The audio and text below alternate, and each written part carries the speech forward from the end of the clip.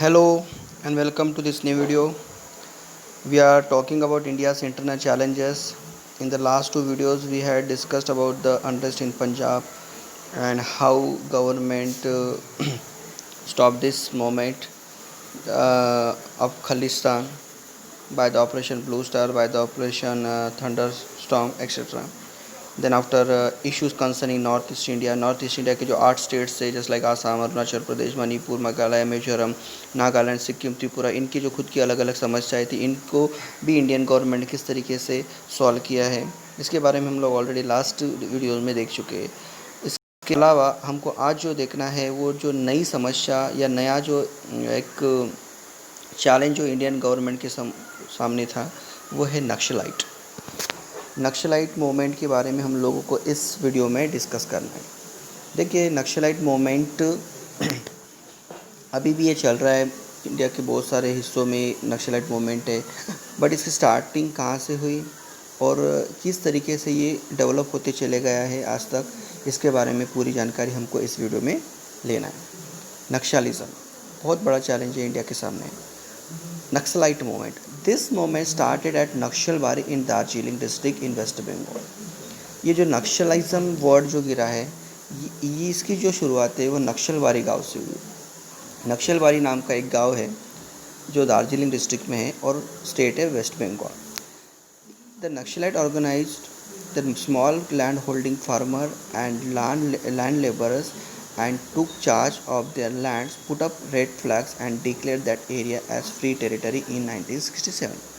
दार्जिलिंग में जो ये नक्सलबारी गांव है, इस गांव में मतलब वहाँ के जो गरीब मज़दूर थे जिनके पास खुद की खेती-बाड़ी नहीं हुआ करती थी और वो वहाँ के जो बड़े ज़मींदार जिसको कहते हैं उनके खेतों में काम करने जाते थे और वहाँ के ये ज़मींदार लोग इनका एक्सप्लॉयटेशन करते थे, इनका पूरा शोषण करते थे और इससे को रोकने के लिए इससे ये इतने तंग आ चुके थे कि इससे छुटकारा वो पाना चाहते थे और उसके लिए उन्होंने एक जो नया रास्ता ढूंढा था, उसी को हम लोग नक्सलाइट मूवमेंट कह सकते क्योंकि नक्सलबारी गांव से वो स्टार्ट हुआ था। तो देखिए हुआ क्या था। The Naxalites organize a small land holding farmer and land labourers and took charge of their land.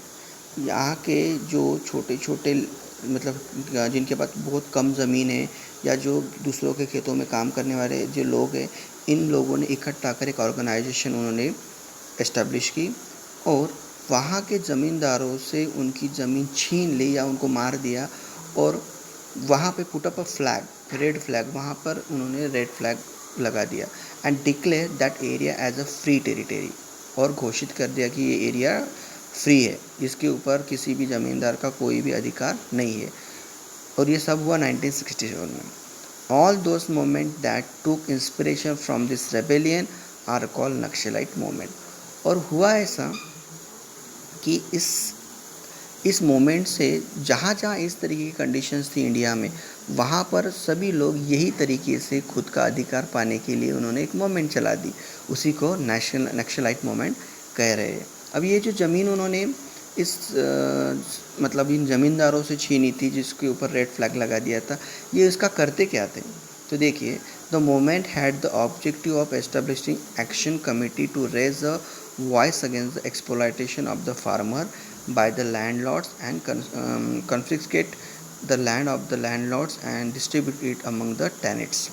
इनका मेन उद्देश्य यही था कि ज़मींदारों के पास से ज़मीन लेकर जिनके पास ज़मीन नहीं है उन लोगों को देना, क्योंकि ये ज़मींदार उनके ऊपर क्या करते थे, एक्सप्लॉइट करते थे, उनका शोषण करते थे। यही इनका मेन उद्देश्य था और इसी के चलते उन्होंने अपनी एक्शंस प्लान इनका रहता था हर बार। But later the movement strayed away from its objective. पहले शुरुआत की दौर में जब ये नक्सलाइट मूवमेंट इस्टेब्लिश हुई थी, तब इनका मोटिव बहुत अच्छा था कि मतलब जो गरीब है, जिनके पास ज़मीन नहीं है, ऐसे लोगों को, अमीरों की ज़मीन वो लोग ये करते थे, डिस्ट्रीब्यूट करते थे। बट लैटर ये भटक गए, इनका मेन उद्देश्य से ये भटक गए और इन्होंने मतलब वायलेंस का जो रास्ता कहते हैं, मतलब हत्या, क्रांति का रास्ता इन्होंने चुन लिया था और it took recourse to terrorism to prevent any government scheme and welfare policies from reaching the common people.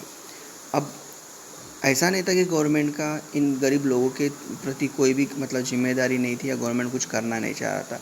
जब ये नक्सलाइट मूवमेंट स्टार्ट हुई, एक इनका जो ऑब्जेक्टिव था कि गवर्नमेंट को ध्यान में ला के देना कि यहाँ पे ये कंडीशन चल रही थी, एक प्रकार से पूरा हो रहा था।